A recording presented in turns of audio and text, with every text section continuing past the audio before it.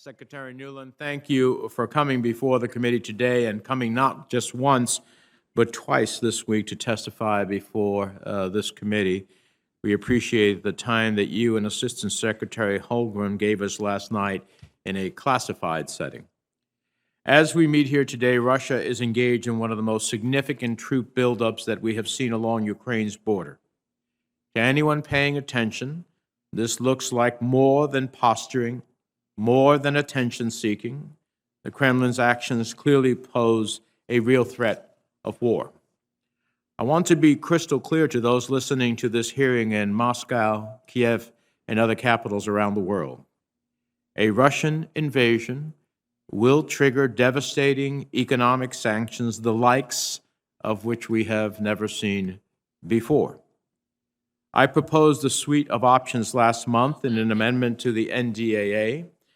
The Russian banking sector would be wiped out, sovereign debt would be blocked, Russia would be removed from the SWIFT payment system, sectoral sanctions would cripple the Russian economy, Putin himself, as well as his inner circle, would lose access to bank accounts in the West.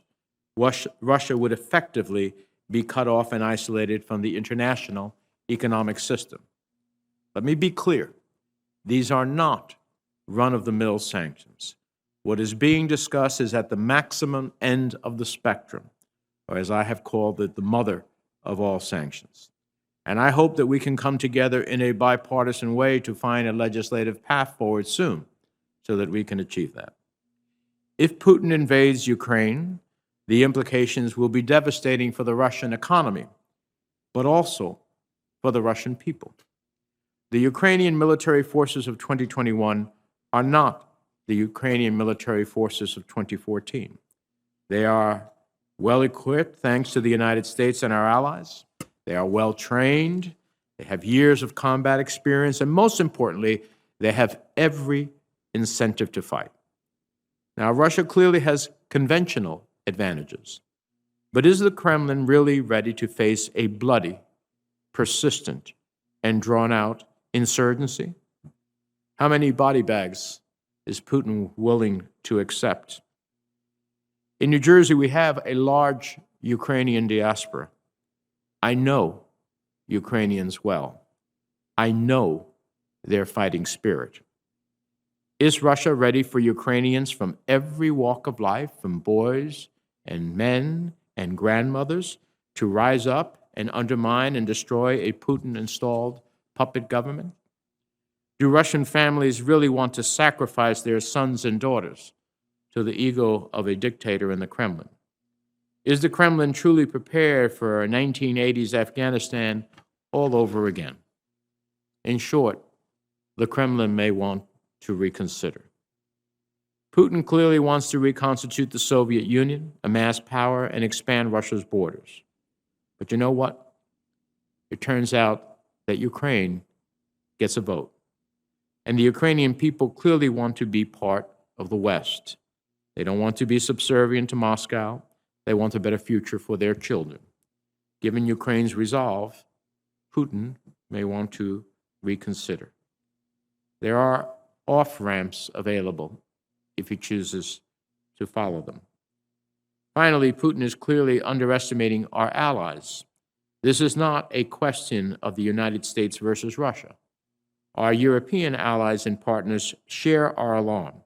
They are willing to act, and if pushed, they will stand in solidarity with Ukraine and against Kremlin aggression. Given Europe's resolve, Putin may want to reconsider. This is a critical time. There still may be a window to deter the Kremlin from deciding to invade, but we must be clear and united about what awaits Russia if it chooses that unwise path. I look forward to hearing about the administration's diplomatic efforts, including a readout of this morning's call with Putin by President Biden. I look forward to hearing how we are supporting Ukraine's military. I look forward to hearing how we are leading a sanctions effort with allies. Let's not mince words. This is not a time for half measures. If Putin does decide to act, if he invades Ukraine, the response will be swift and will be unequivocal.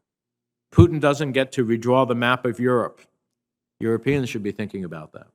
He doesn't get to bully the people of an independent nation into submission. He may dictate the course of events inside of Russia, but he does not get to dictate the course of events in Ukraine. Ukrainians won't stand for it, and neither should we.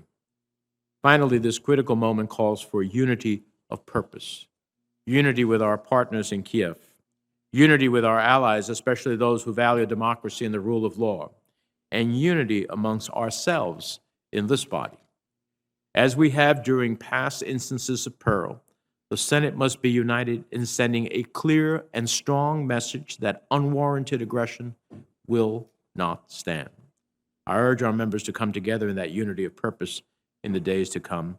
And with that, let me turn to the distinguished ranking member, Senator Risch.